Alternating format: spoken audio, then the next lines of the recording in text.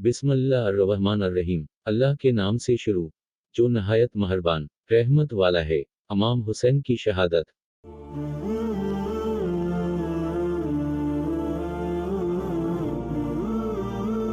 इमाम हुसैन इब्न अली, हज़रत अली के बेटे और हज़रत फ़ातिमा ज़हरा के नवासाज थे।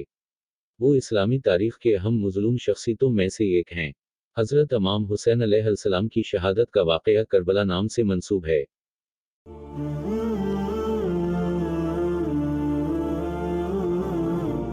साल 610 करबला वाक़या में इमाम हुसैन के हज़ारों छोटे गरवा के साथियों के साथ जब वो करबला के मैदान में पहुंचे तो वहां उन्होंने पानी की दस्तयाबी पर रोक लगा दी गई।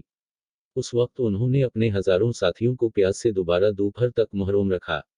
उन्होंने उस मौके पर हक़ की जद्दोजहद की और इस्लामी असूलों और कुदरती इद्दिल के लिए खड़े होकर इमामत और अमानत की हिफाजत के लिए जद्दोजहद किया।